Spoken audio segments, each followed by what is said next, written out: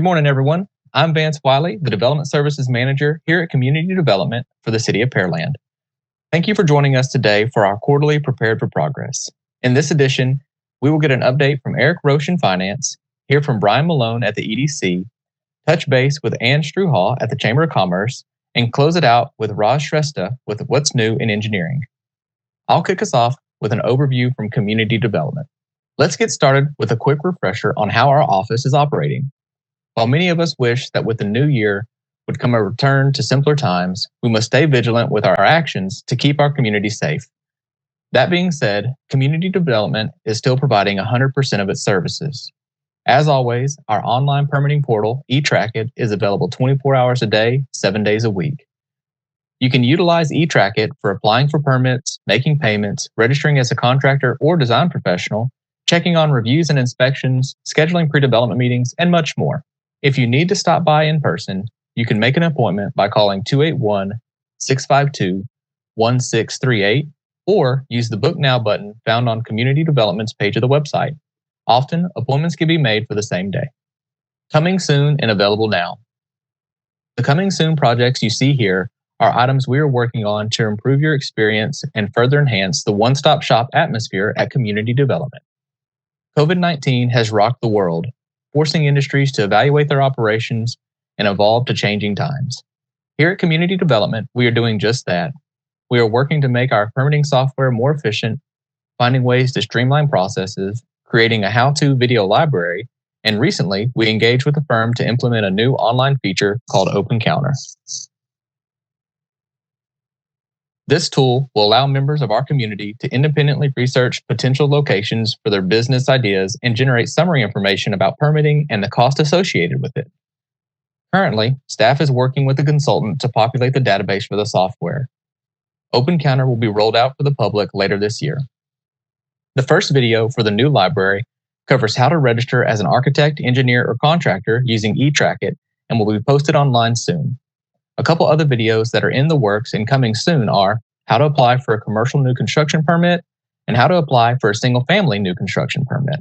This is just the beginning of the video library. For our Available Now portion, today we would like to share the City of Pearland's interactive map gallery. Here, you can view the zoning of a piece of property, check the FEMA maps, look for a garage sale going on this weekend, see active commercial permits, review local restaurant reports, and much more. This is a great resource, and we hope it's one you'll take advantage of. If you have questions about any of these operations or the services we offer, feel free to call me at 281-652-1742. Now, let's look at some of the numbers from October, November, and December of 2020. In the first quarter of the new fiscal year, we had 233 single-family new construction permits issued. This is a great start. These numbers are comparable to how the 15-16 and 16-17 fiscal years began. We hope to see this trend continue. Commercial permits also continued an upward trajectory. There was over $65 million across 48 commercial permits issued during October, November, and December. On the right, you can see some of the larger projects that were issued last quarter. 75% of the permits reviewed were approved on the initial review or needed only one set of revisions. 83% were approved with a second set of revisions. This brings us to planning. During the first quarter, we received 2 requests for zone changes, 6 conditional use permit applications, and the heavy hitter for the second quarter in a row, plats. Staff reviewed 35 plats that resulted in the creation of 607 new buildable lots. There were 4 planning and zoning variances and 4 zoning board of adjustment cases reviewed. Arbor Day. November 6th, Community Development and Parks and Recreation gave away 150 trees to celebrate Texas Arbor Day. Social distancing practices were maintained by using a drive-through technique. Citizens could simply pull up, select the species of trees they wanted, and staff would load it into their vehicle. The 150 trees that were given away could have the following impact: removal of 279 tons of carbon dioxide, save 329,061 kilowatt hours of electricity for heating and cooling, and intercept 9.9 million gallons of rainfall and avoid 1.6 million gallons of runoff. Very cool. Big thanks to our urban forester, Jerry Bradshaw, and all the team members who helped make Arbor Day such a success. Next up is development services. Staff hosted 8 pre-development meetings, 21 site consultations, 2 residential pre-development meetings, and assigned 434 addresses. The pre-development meetings and consultations we host are for people at all different stages of starting a project, researching a site, and just dipping their toes into the development waters. If you are searching for a location to open a business or looking for a space to rent, prior to signing a contract or completing a lease agreement, call and visit with one of us at Development Services. Let us help you gather the information needed to make your project a success. So 2019 versus 2020. It's been a challenging year for so many communities, and it can be easy to get swept up in the negativity. However, it is important to take the time and reflect on the positive. Even with all the obstacles presented during 2020, our local businesses and the development community continued to grow Pearland. As you can see, it was a busy year, reporting an almost identical amount of meetings hosted, an increase in commercial and multifamily valuations, along with overall construction valuations, a slight increase in total permit revenue, a rise in the number of plats and lots created, as well as variances. These numbers represent the continued investment our local businesses are making, as well as our community's ability to bring in new industry. They represent new homes, new jobs, a growing tax base, and illustrate that even during difficult times, the city of Pearland is prepared for progress. From here, I'll turn it over to Eric for an update from finance. Hi, everybody. So my name is Eric Roche, and I'm the budget officer for the city of Pearland. And I've got some brief updates for you today, so we'll go ahead and roll through these. Next slide. So first, we have recently passed Budget Amendment number 1. The interesting parts of this are listed out here, and I'll go over them in a second, but really this is something that every city regularly does. It's to handle carryovers from the previous year, which are things we purchased last fiscal year that we haven't received. So a little bit of bureaucratic stuff there. The exciting things are the city had the funding to make several additional appropriations at this time. These were things that we weren't able to previously budget for, but now we have the revenue for, and the city council went ahead and approved the budget for them. So this includes a comprehensive plan update, the holiday display that was at Independence Park that we hope you all saw, some traffic signal upgrades, repairs to fire station number 2, a couple of bucket truck rentals. These are sort of those bucket trucks that you see working out at the traffic signals. Where I grew up, we call them cherry picker trucks. So we got 2 of those coming in. And then we also have several motor pool vehicles. We continue to work on our fleet operations. It's important to us to have a fleet that is working so that our staff, when we hire them, can get out and do the work of trimming trees, replacing street lights, getting to emergency accidents, replacing water pipes, those sorts of things. So we are proud of the investments in the motor pool that we are making, but we will need to continue this for a few more years. Next slide. The FY22 budget, planning never stops for the next budget year in the city budget office, and we're at the very early stages of what the FY22 budget could look like. Early on, there's some things that we know are going to be a little bit tricky about this year. We don't know COVID-19's effects on property tax revenues and what it's going to do to really property tax values. It just sort of remains to be seen. And, that's a major revenue source for the city. So we're going to have to build the budget kind of around that and to be sensitive to that. We have heard from council that street and sidewalk infrastructure funding is a priority going forward. And so we're going to be looking at ways to build up funding there. And again, how to further capitalize our fleet and make sure that our police officers, our firefighters, our public works crews have the vehicles that they need to do their jobs. Next slide. A quick update on sales tax. As you can see, these are our latest fiscal year up at the top. And the latest month we have, there's a 2-month lag in these, is actually November. So that $2.91 million in revenue is from November sales, but we don't get that figure until January. So there's a bit of a lag there. But the good news is we're actually outpacing where we were at this time last year. This is not something we planned on when COVID-19 started. It is not something we built the FY21 budget around. It's great news that our revenues continue to come in strong on the sales tax side. But we're not dependent on sales tax growing. So this is good. It might plug holes in other places where revenues are maybe down due to COVID-19. We're going to continue to monitor this. We feel that it is volatile. It could change if the structure of the economy suddenly changes, if unemployment benefits change and things like that. But right now, this is much where you'd like to be. A lot of communities don't have this luxury, but here in Pearland, things are going really well. Next slide.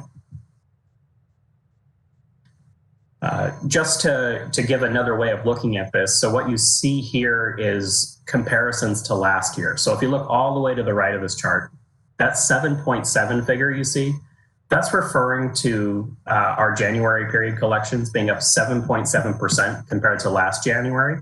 Remember that there's a 2-month lag, so those are November sales. So November had a lot of sales going on compared to last November. Again, we weren't expecting this. It's good news. You can see we've been up for a while now, and you can also see back in June 2020 the effects of the lockdown that the state was under. Saw sales tax decrease. Again, that was for April sales. But it looks like we've sort of made it through the worst of that. Again, this is an aggregate. It's not speaking to individual business sectors or sizes of businesses.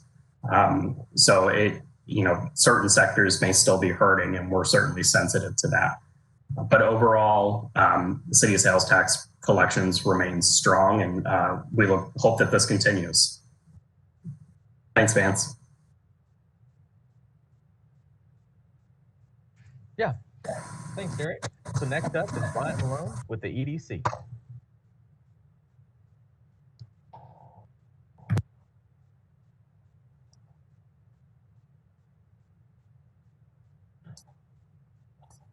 There we go.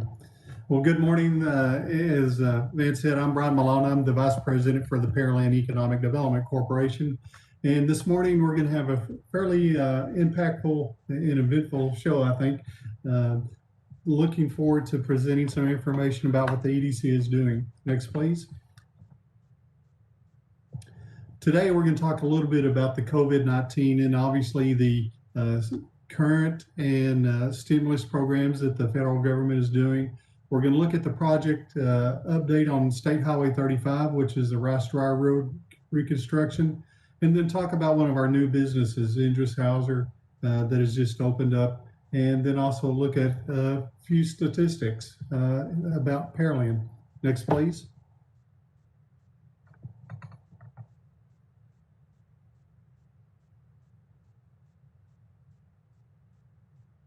Thank you. The Pearland Recovery Grant was a joint program between the City of Pearland, the LIFT Fund, and the Pearland Economic Development Corporation. Within that, the city was actually allocated funds from the CARES Act to assist in business recovery. The city was able to appropriate $857,000. Then we worked with the LIFT Fund to get those funds out. 61 businesses were actually able to receive grants. The majority of those grants were close to $15,000. So a very good program. Obviously, this was targeted to small businesses that had $2 million or less of revenue. So, but a good program. All the funds went out late November, early December. And hopefully, if there are additional funds available, we'll be able to recreate something like this on a much quicker pace. Next, please. With the advent of the new federal stimulus, one of the things that has really been happening with the Pearland EDC is a partnership. We continually work with the Pearland Chamber of Commerce and also the Pearland SBDC to get information out about the new stimulus programs. Here you see an example of a postcard that we just recently mailed to every business in Pearland. And this is really just to get the information out about what is happening with the new stimulus.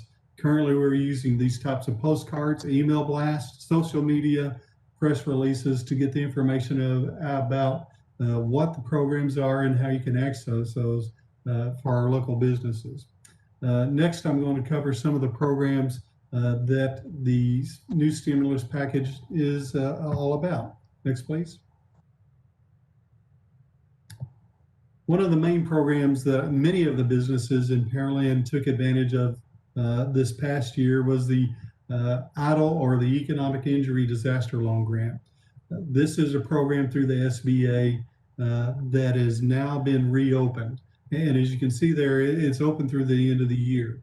It will assist businesses in providing working capital, and that's up to $2 million. You actually don't have to have, you can, if you're doing a personal loan on this of $200,000 or less, you don't actually have to do a loan guarantee.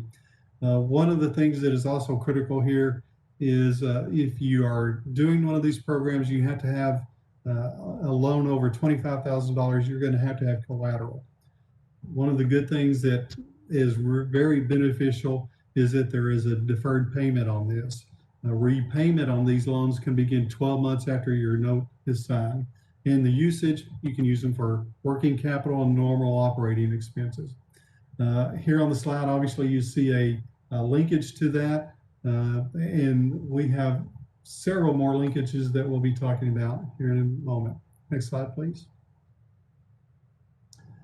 The Payroll Protection Plan is probably one of the most successful programs that many of the businesses here in Pearland utilize. Here again, this is probably one of the most popular ones. As you can see, there's $284 billion authorized. The key here, though, is when you look at the application date, it's open through March 31st, which is not a long time, obviously, for you to get busy and get an application in. What this fund allows you to do is actually receive potentially a grant for 8 to 24 weeks of your company's payroll. So you would calculate, your expenses on your payroll, and then you can receive those funds. The uses are not just for payroll anymore. You can do other things such as the actual benefits of your employees, mortgage interest that you may have on your building, rent, utilities, and also personal protection equipment. However, 60% of the proceeds that you receive from a PPP must go for payroll. And as before, loan forgiveness is a definite possibility on this one. Below is the information link, which takes you to the SBA site and will provide you with additional information. Next slide, please.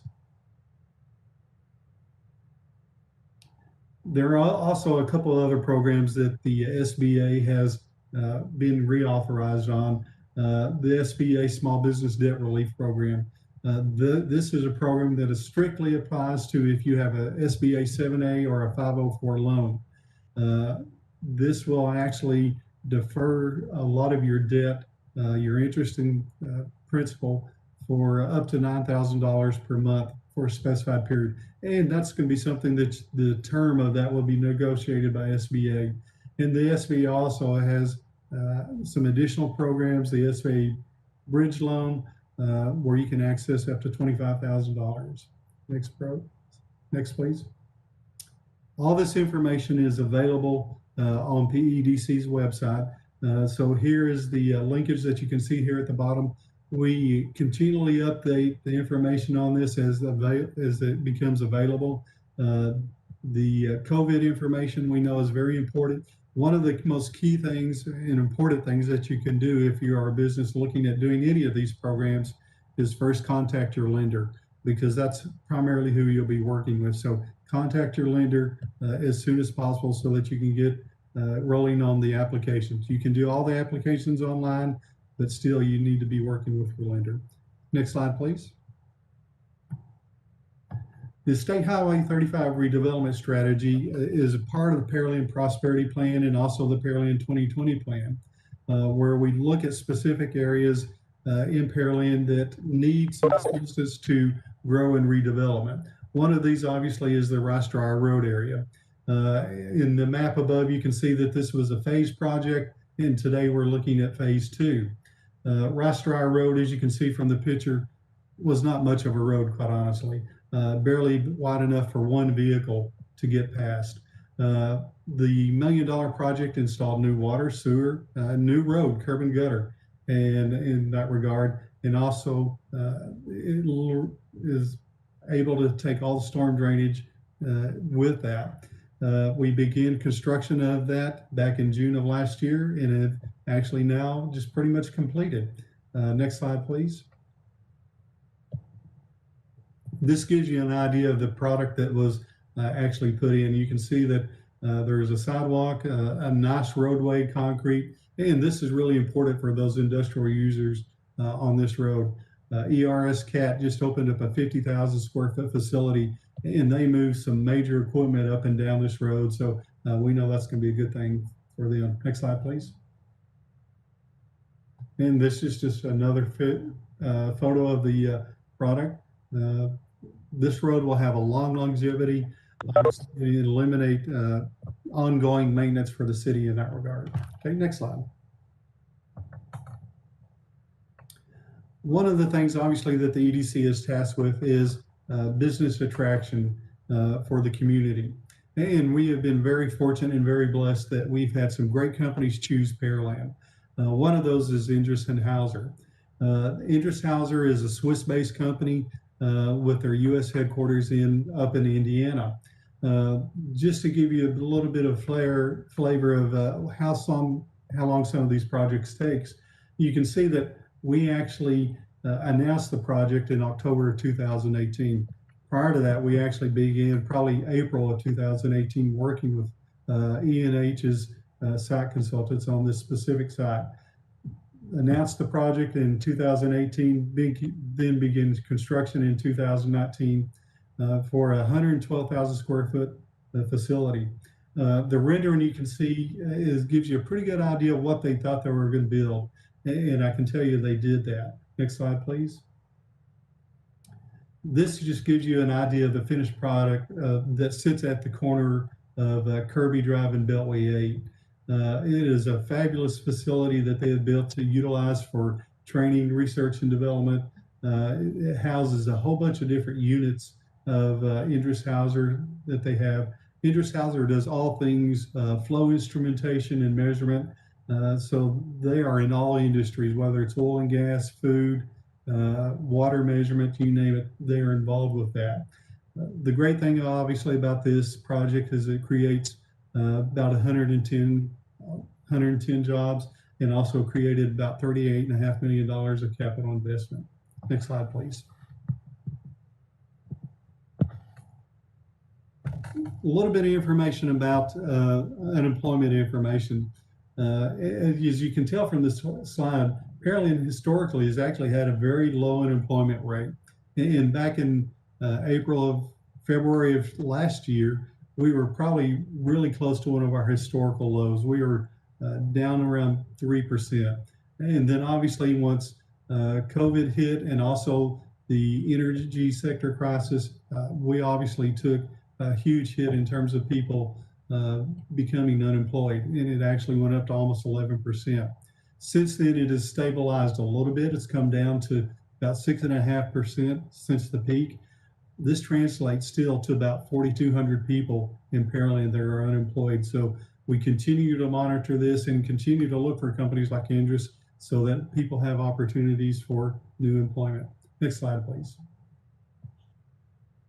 This slide just shows you the historical growth of Pearland's population. If you look at from 2000 to 2019, you can see that we have been really on a steep growth curve since then. Currently, we're over 131,000 people. So, we've grown nearly 90,000 people in just that short amount of time. Obviously, one of the things that is important about that is having available housing stock. And as Vance mentioned just earlier about the number of housing permits that are going on. If you look at the last 4 years, we've averaged about 700 new homes coming into the community. And that's important because people are choosing Pearland as their new place to live. And actually, some of them are working here. We believe that's part of the reason why Pearland is a community of choice, because we have quality infrastructure, a quality community, and then great housing opportunities for that. The other thing is most people don't realize Pearland is actually the third largest city in the Houston metro. Obviously Houston being the largest, and then Pasadena, which is about 150,000. So we continue to grow and be a community of choice. Next slide, please. And that's all I have for this morning. Look forward to visiting with you if we have an opportunity. And have a great morning. Back to you, Vance. Great. Thank you, Brian. Certainly a lot going on in both development and the COVID response. So from here, we're going to move to Ann Struval with the Chamber of Commerce. All right, thank you, Vance. As Vance said, I am chair of the board of the 2021 chair of the board of the Pearland Chamber of Commerce. I'm excited for another year of activity supporting our businesses in the Pearland community. And as Vance said earlier, the COVID-19, has rocked our world and our community. And who would have thought a year ago when we started seeing signs of this that we would still be continuing into 2021 with this and the great impact it's had on our businesses. So the chamber, like all other businesses, had to step back and take a look at when we realized that this isn't going away anytime soon when we saw this coming in a year ago. So next slide.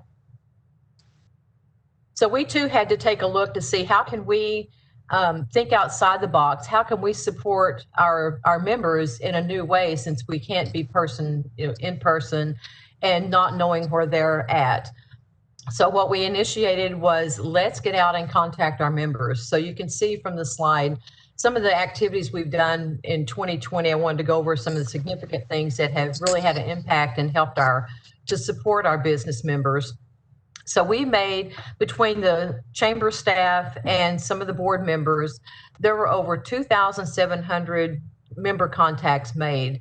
There were calls to just check on our members, consult with them what they might need, see how they're impacted by the disaster of the COVID-19. What could we provide them to help them continue or to modify their operations to continue to stay in business. We also, once we saw that this was going to be around a while, we have monthly meetings and we missed one or two, but then we realized, we had to get on the Zoom train. So we started conducting all our meetings via Zoom and still are for many of them. So you can see through 2020, we continued our government relations committee meetings. We did 8 Shop Pearland, some business development meetings continued, our workforce development, which was a good tie. That committee ties industry and our education to see what each one is doing to promote and to help supply the workforce that's needed at our industry and what's coming down the pipeline and what are we getting from the education area that the industry needs. We continue to have healthcare meetings. Although online, especially for the healthcare group, they were, as you know, greatly impacted. But they were still willing to come to the table virtually and keep us informed what's going on with all the healthcare providers in our area. We still had 6 luncheons that we resurrected and started having, of course, with safety protocols put in place. The biggest piece that you've seen here with our social media and our web outreach, we've continue. One of the member benefits is that the chamber can put out news releases for our member industries and businesses. So we did publish 112 news releases from our members. We had 1,006 Facebook posts, and then we send out weekly emails detailing upcoming meetings and events, not just chamber events, but other events that maybe our members are having. So we still put out 47 weekly emails to keep our membership and our community involved and knowing what's going on, how they can still participate, albeit virtually. Next slide. One of the things that we would always have is our Shop Pearland committee is very active in trying to keep all our local businesses in the forefront of the community and making sure that we're shopping Pearland.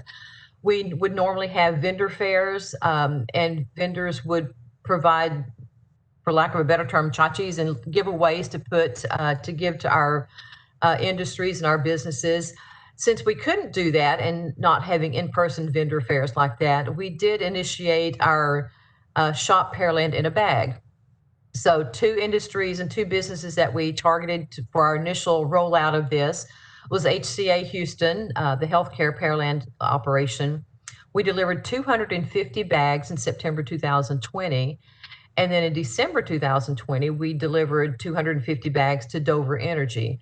And these included everything from coupons, other safety, it might have been hand sanitizers, all kinds of things in the bags. And they were very appreciative. We got reports that, the employees really appreciated the time it took and the vendors' appreciation for providing the items in those bags. And we heard reports of the ones that might have been food coupons from various restaurants, that they were doing a barter system. They might have had, one employee might have had one restaurant coupon and the other employee had something else. And so they were bartering back and forth, which got them, I think, in a better state of mind of knowing that other people are caring about them and realizing that they are in a tough industry, and to thank them for continuing to come to work and provide that service. Next slide. So we did have a couple of pictures we wanted to share, and we have shared these pictures on our social media sites. This is the one that was the HCA Houston Healthcare, and you can see they're all masked up and holding their goodie bags. Next slide. And this was the Dover Energy. You can see all the bags on the table there and some of their employees. They're, again, masked up, safety protocols in place, but we just felt it was very valuable and very appreciative of them still being in our community and staying in operation through these trying times. Next slide. So looking at one of the things that we implemented was our Chamber Connects calls. These, of course, were all through Zoom. We had to look at a way to how we could help the community. How could we get the information out to our members, to our community, of information that is vital that they would have in the pandemic of not knowing. We were such an uncharted territory. So we created these Chamber Connect calls, and we did over 39 interviews over the past year with over 75,000 views. So the topics included the SBA loan guidance, and as Brian mentioned earlier, the PPP loans, the EIDL loans, anything that the SBA and our local financial institutions could help with, and giving guidance to the small businesses in that perspective. We had one on disinfecting your workplace and your homes, the best ways and the most effective ways to disinfect, and the products that are available to do that. We did, I can't even count how many candidate interviews. As you know, we not only had the pandemic, but it was a huge election year. And it seemed like it was an election year that was never going to end from the city perspective of finally getting the runoffs completed in December. But we did multiple, like I said, candidate interviews to keep the public informed and to encourage them to still vote, even though we were in trying times and unprecedented times. We had school official conversations. We were getting updates from Pearland ISD, Alvin ISD, the local community colleges and university, of how they were modifying and continuing to support the students, how they were going from in classroom to virtual, and how they were modifying what they could do to help the community and help the parents, what we could do as a community to support the school districts.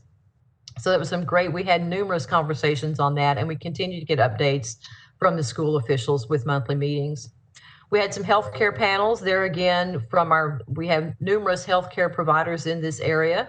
So we had a lot of information from them as to safety protocols, what to do symptom-wise, what do the symptoms look like, who you can go to for emergency care and the urgency of these, and taking care of yourself also, and how to prevent it from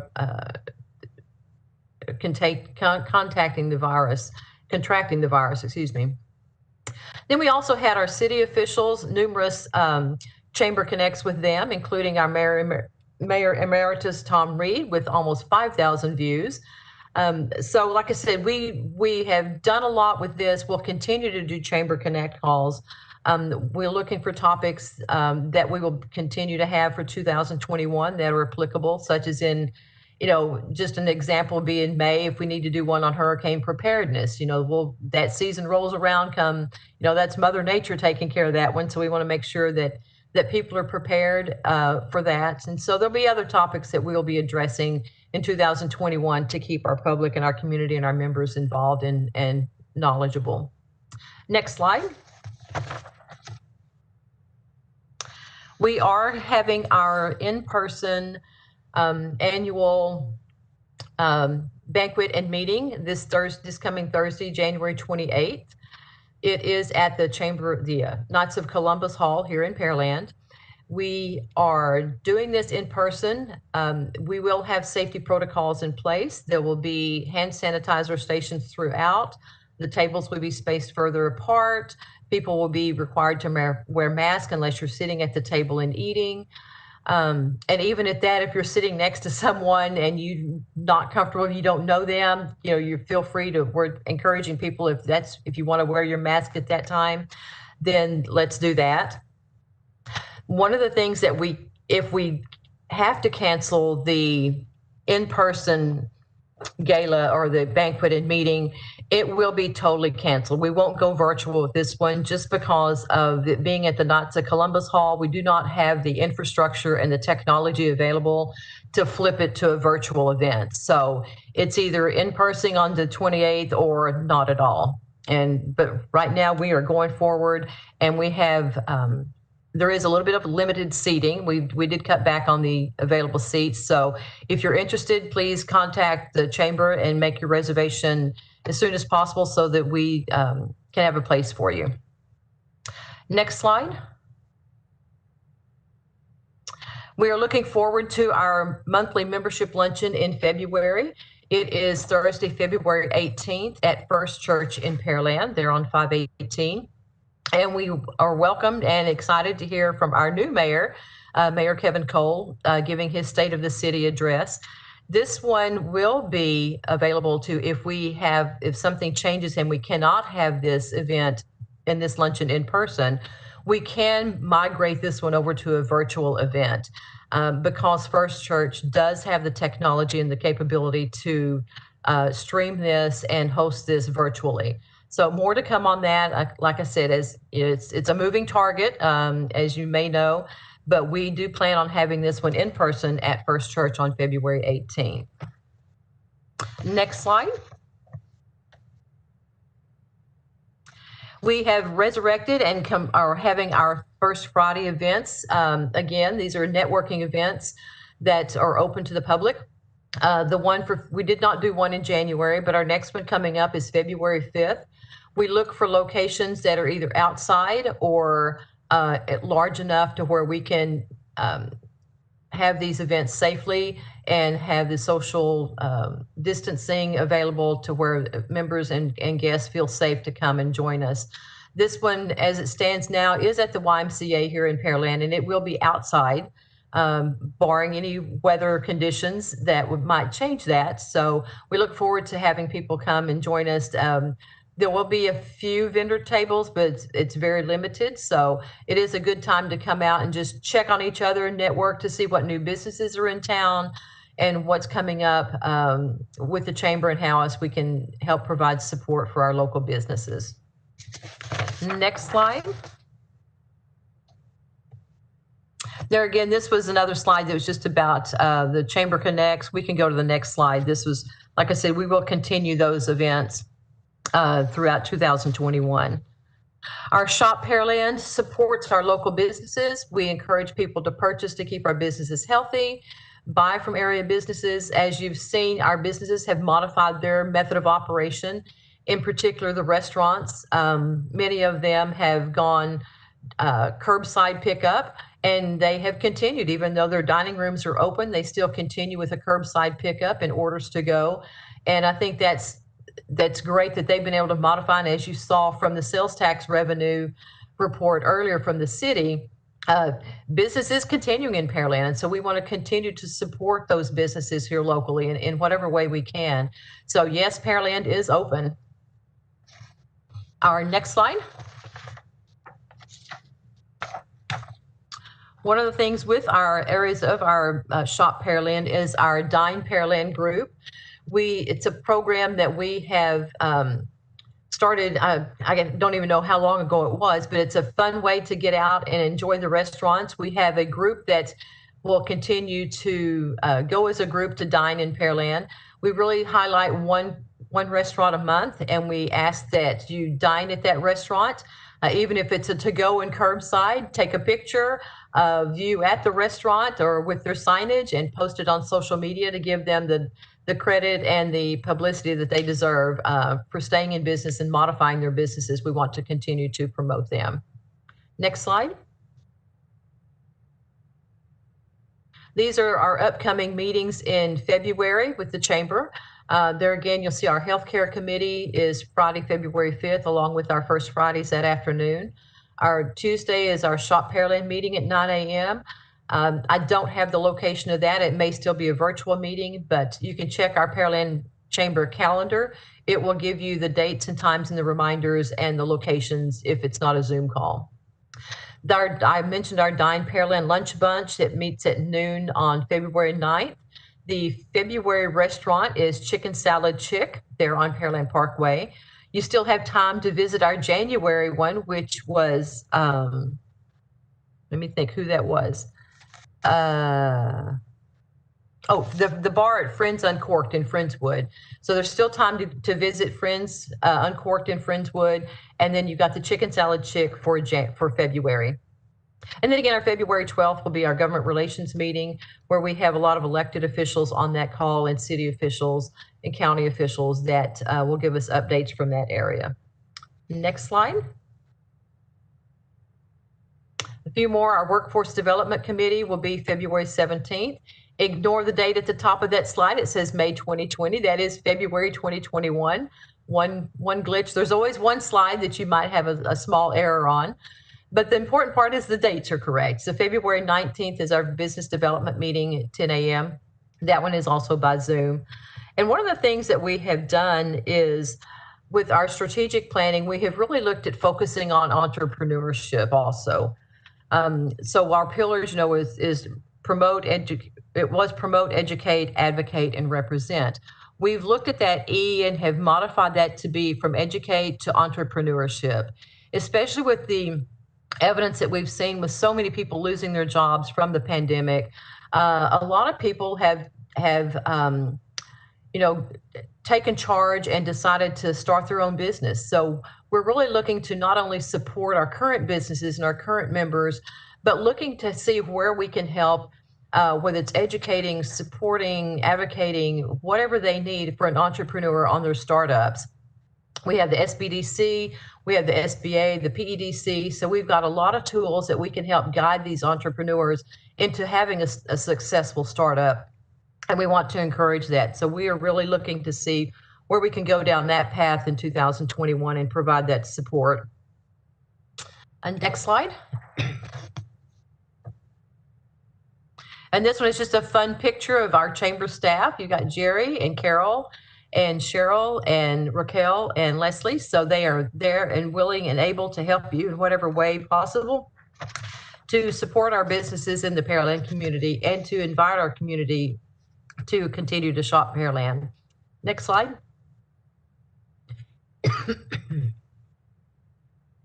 And that is the phone number and the website. So we invite you to visit the website. Like I said, it will have all the events coming up at the chamber, in the community, from our members.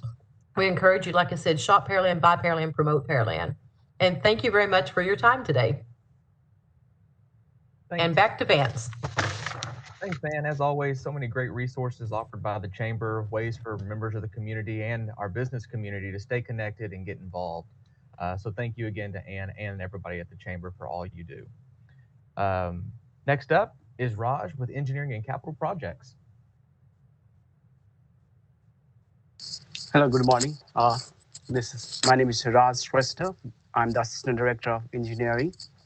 And I'm going to talk about engineering department, what we do, and what are the changes or updates within the engineering department that affect all those residents and development community within the city of Pearland. Engineering department is headed by Director of Engineering, Mr. Robert Upton. And the Director of Engineering is also a city engineer as well as floodplain administrator for the city of Pearland. Under Engineering and Capital Department, there are three divisions: Engineering, Capital Projects, and Traffic Signal Management Department. For us, external services, external clients, as well as internal clients are equally important, and we provide services to citizens of Pearland, citizens living in ETZ, as well as within the department. Next slide, please. So I'll start with the engineering division, what we do. The main task, day-to-day task involves development design review, and development design review can be for capital improvement projects or for infrastructure projects or all the commercial and residential projects. The next important work that we do is floodplain management. Floodplain management, in which we work with FEMA firm, where actually we implement a flood insurance rating map prepared by FEMA with the city of Pearland, and we update our ordinance and engineering design criteria manual based on FEMA form map. I need to talk a little bit more about FEMA form map right now because FEMA made this new FEMA form map and introduced to the city for Drier County, and this is the most recent update to long pending map to the city of Pearland and Drier County.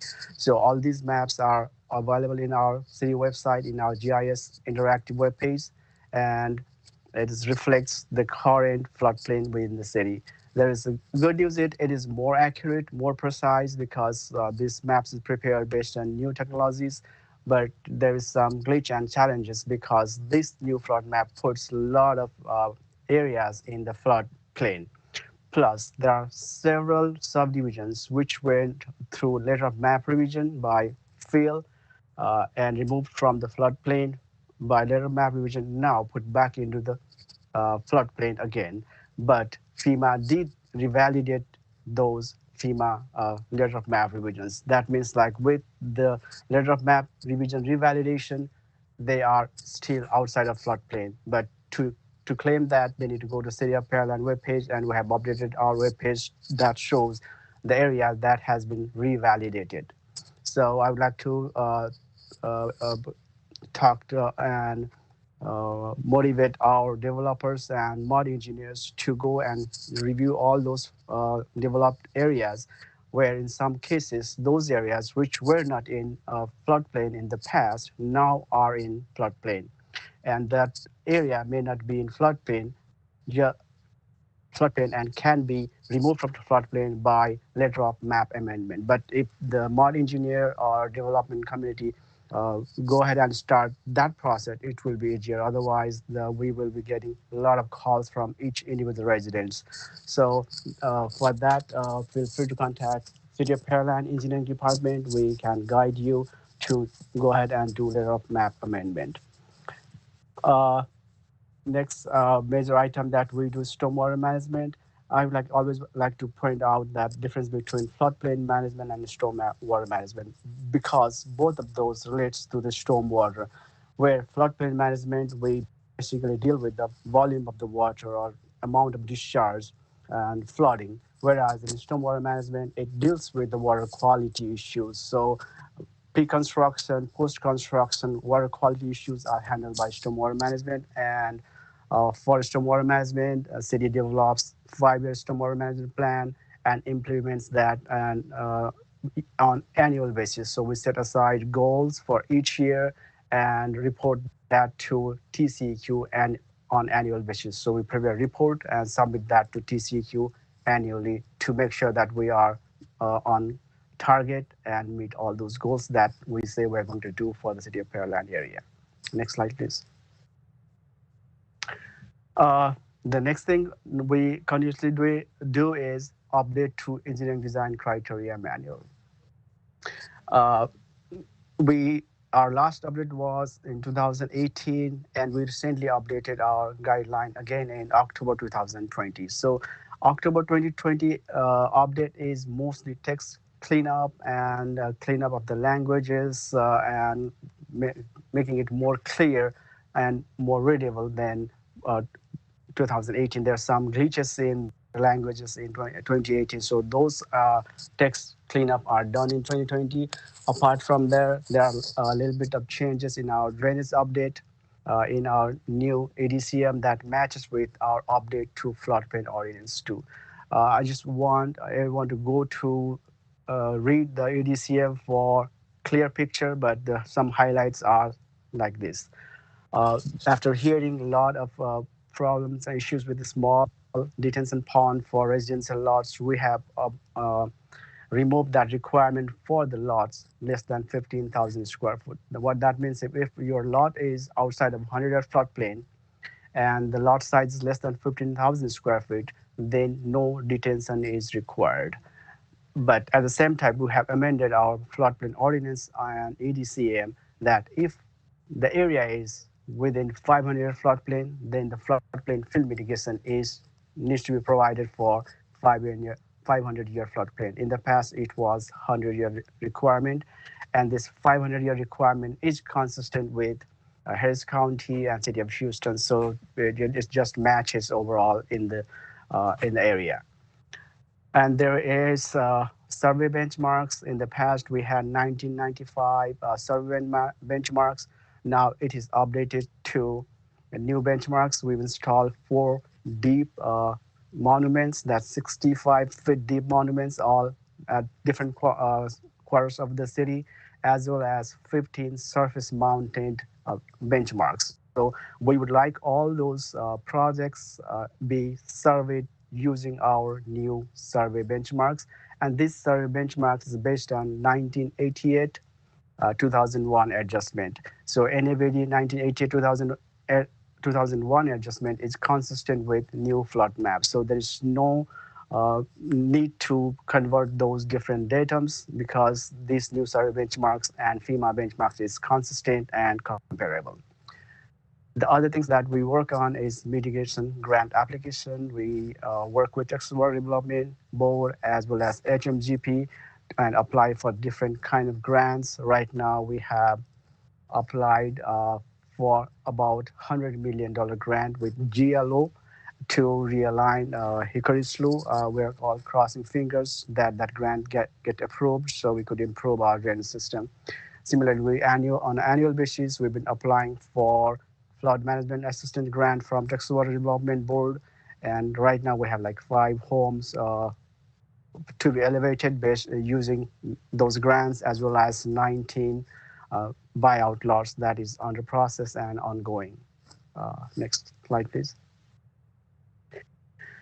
Next department is Capital and Projects Department, and mostly project departments is responsible for overseeing a long-range planning to meet future needs of the city and future needs of the growing population, as well as different departments. So that future needs, how will our population grows and what are the needs for future, such as street, drainage, parks, facilities, and water and wastewater. So Capital Project Department prepares all those long-range plans and comes up with 5-year plan. And if we see here, like for fiscal year 21, they have daunting task to maintain and manage $528.1 million projects. So most of the projects are funded to bond and cash, and some are grants, and also we partnership with different local government agencies too.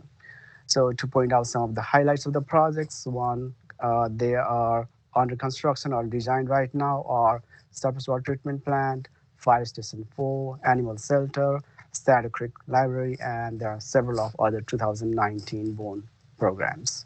Next. Next, please.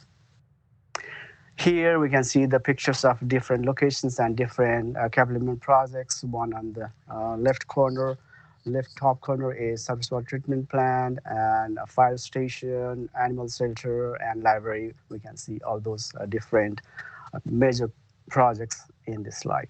Next, please. The other department, traffic signal department, and it's headed by Assistant Director of Traffic, Mr. Ryan McInnes.